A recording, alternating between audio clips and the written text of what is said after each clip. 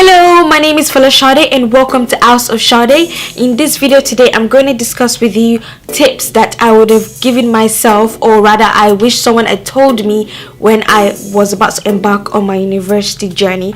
And a lot of people do not tell you this kind of stuff unless you have like someone that's really close, somebody that is very like compassionate, somebody that would understand, or somebody that has been on that journey already and would like to sit down and talk to you. Hey girl, hey dude, this is what's gonna happen. I wish somebody had told me before I embarked on this journey. And yeah, so stay tuned for this video, and also don't forget to click on that subscribe button down below, give this video a thumbs up, and comment down below on any advice that you need or anything. I'm here to I'm always like, the moment I hear that somebody comment on my video, I literally just reply back, like even if I'm in the toilet. That's how dedicated I am. Okay, so yeah, let's get right into the video. So lectures. Oh my god, I cannot emphasize, lectures are important. Okay, if you miss it, you will miss something, a particular information that could have saved your life. You could have missed the exam day, you could have missed your assignment date, and you would even know, because obviously your friends were in that class, or maybe you forgot to ask your friends, or your friends forgot to tell you, and you just end up missing the exam dates, or you might end up you know going into the exam not even knowing that the exam is about to finish. Like seriously, I know someone that literally went to the exam at the last minute. That's how bad it was. And also lectures as well are going to be really boring. So I'm telling you right now, lectures are gonna be boring as fuck. Like, I'm not even exaggerating, it's gonna be so boring. You're gonna be there for, you know, because I was working working full-time and going to uni part-time every Saturdays at the University of West London. So I literally would be there from 9 to 5 or 9 to 4:30, depending on the mood of the lecturers. And oh my god, lectures were boring. I'm not somebody that likes to sit still and just listen to someone going on and on about something. I'm literally one of those practical kind of girl. I like hands-on sort of experience. And yeah, and you're just gonna be there, like literally, unless you're a full-time student, you're gonna be there literally just listening to teachers like going on and on about the same topic, this thing, this, that. And I hate lectures, and I find it boring. But you know, if you're like a someone just like me who like the practical approach as well, make sure you don't miss the lectures. But also at the same time, even if you zone out like I usually do, I only like zone in when I feel like it, or I'm like, oh yeah, he's talking about something that's important, that's when I zone in. But at most time when I'm zoned out it's really bad advice I'm giving you guys. Okay, so correction, make sure you zone in a lot. Like, make sure you listen to your lectures, make sure you listen. Okay, I'm emphasizing that point. Make sure you listen, and also take notes down while he's talking, because you know, when you finish a lecture, you're gonna forget. But then let's say you want to go back and like, oh yeah, you said something like this and you forgot, and you have to recall what you said. You have that notes, you know, to remember, like seriously. But like, yeah, lectures are boring. And also, if you have your university will probably have like a Blackboard or a Moodle or something like that. It's like a university student intranet where you have all your assignment dates, your module description and all that, and where your assignment grades will be listed up and all that nonsense. Make sure you read all the assignments notes that your teacher gives you. It's really important, darling. I am telling you, like, make sure when you have lecture 1 today, it's all about, let's say for example, if I'm doing like I was doing computing and programming combined, make sure that if let's say today is going to be about you know, about software engineering, make sure after that day you go home, you know, spend at least maybe 1 hour to 2 hours and jot down notes, take down some notes that are important, and yeah, just study it, because it's going to be really important in the long run when you get your exams. Like, I'm not even exaggerating, because it would just come and hit you, and you just be like, oh my god, I forgot to revise that. Seriously, take note. The second one is that make sure you research. So let's say you're now finished with college and you're about to embark on the journey, or let's say you're about to finish college, or you've already done your is it the, I think it's I forgot what you call it, the it's sort of like a presentation, personal something, I forgot what it's called. But when you're in like college, especially in the UK, in London, you need to do like a personal, I remembered I remembered, y'all. So the personal statement, you need to do that on like the first year of like your A levels, like the first of your sixth form or college. So you have to do that, and yeah, make sure your personal statement is on point. Like literally, even if it's 2 pages long, make sure you've got good grammar flowing through those pages, man. Like even if it's long, like sell yourself out there, you know. Sell, like even if your grades are shit, just like put everything down, every skills that God has given you, like put that shit down on that paper, because it will really count when you don't get that grade at the end. Sorry, but there's sometimes where you do not get the grades that you want, and it will just like hit you, and the university might decide to decline the offer from you or take it back, or some might keep it because obviously she still got that skills. But like seriously, put those skills down that paper, girl, like, or dude. But yeah, make sure you do your research on the universities that you like to attend, you know, in the future. Like it's really important. Make sure you do your research, like seriously do your research, and also do your research on the course that you're about to embark on. I cannot stress how important that is. Like, oh my god, when I did my research, because I went straight to do an apprenticeship, so I was working for like 2 years so before I started going to uni. And obviously I wanted to go to uni part-time because obviously I was working. And I remember doing the research of the course that I just finished my degree. I graduated, guys, by the way. So I graduated, I'm just trying to tell you guys, okay? So I remember doing the research, and I saw that there were a lot of programming stuff going on there. If you're a computer student, you know what programming, you know, like all those codes and all that nonsense that you type in, like those codes and stuff. Yeah, so my course had a lot of programming modules, and I was like I'm a technical girl. Like yes, I'm doing computing as a job, but what I'm doing is to do with like networking, technical support kind of role, and I don't think I'm ready for no program kind of stuff. But because there was a certain part of the module, like of the degree, that was doing networking side, I think it was like probably 2 or 3 modules that were doing like security and networking, and I was like, yeah, let me just choose this degree. Oh my god, when I mean that was the worst decision I did. I'm actually surprised that I graduated, because literally the entire course was focused on software description, software engineering, programming, all that nonsense, and I was finding it so boring. Like, and the reason why I didn't want to pull out was because I already started, and I don't like quitting stuff. Like when I start something, I do not like to quit. I literally continue until I see the finished result. And there were days where I'm just like, why the fuck am I doing this to myself? Like, why the hell did I choose this subject? But there was no degree out there that would do it part-time. The networking course that I wanted to do, apart from Open University, but I wanted the experience of going to university, like going there physically, not doing it, you know, behind a computer, because that's boring. I wanted to mingle with people, mingle with friends and all that. So that's why I chose University of West London. And no, I'm not a programming person. I can't stand programming. I hate programming. So make sure you do your research of the module description. Make sure you got a list of what year 1 will be about, year 2, year 3. Make sure you do that, darling. Like, it's important, okay? I'm sure you're taking notes. Make sure you're taking notes while I'm telling you other stuff. It's really important. Like, you might not think it's important until when you finish you realize, hey, Sade was telling the truth, okay? Take notes. The third one will be, let's say now you've decided you're about to embark on your journey of, you've got accepted, blah blah blah, and you're not sure whether you want to stay at home or you want to live on campus like the cool people. I'm gonna give you guys the pros and cons of living at home and living on campus. I lived with my parents, so I lived at home. I didn't remember that I was already working. So literally I was already working before I was going to uni. So I already knew what I wanted to do already. Even though the course I did was programming, I still wanted a computing degree, you know, in my CV, so I can say, hey, I did a computing degree. What the hell?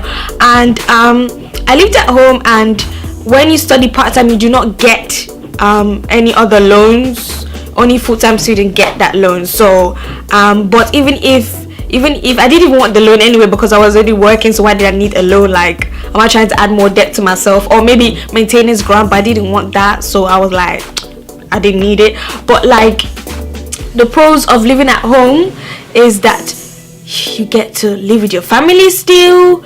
and yeah, you just get to be around your parents, your brothers. You don't get homesick. You don't be like, oh my god, I'm alone in this big university with all these people. You don't want to feel alone and all that.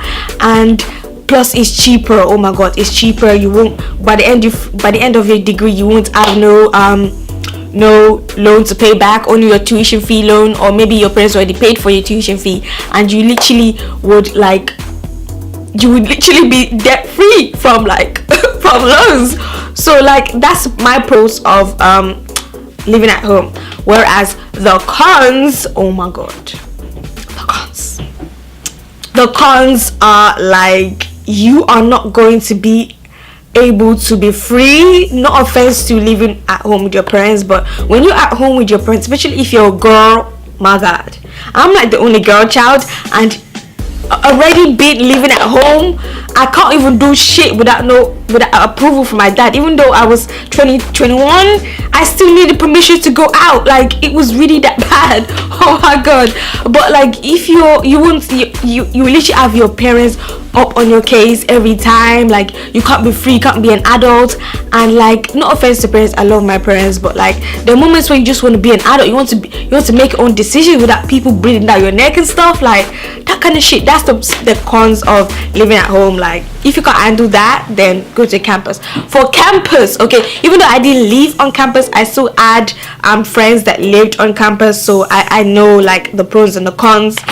The pros of living on campus is that you get to meet new people. You gotta go clubbing, yay! Oh my god, you gotta go clubbing, go to do different activities, hang out with your friends, come back anytime, as long as you come back on time for your lectures at 9 a.m. Like, if you miss your lectures, it is on you and it's your fault and you regret it, my friend. Seriously. Yeah, you get to go clubbing, get to hang out with your friend, get to come back anytime you damn please, okay? And yeah, you just get to be an adult for once, without people, your parents, family telling you, "Fola, what are you doing? What is this?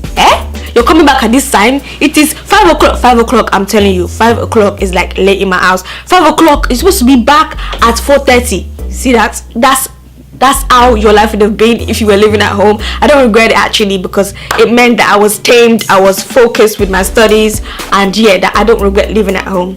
I don't regret it at all.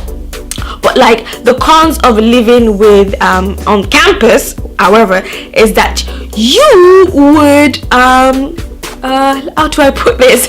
You have so many distractions. You will not be able to focus. Like, it will be hard for you to step back from the world of craziness. It will be hard for you to be like, hey, I want to go to my room today and study. I want to do this, I want to do that. It will be very hard because you have your friend calling you, hey Keisha, what's up?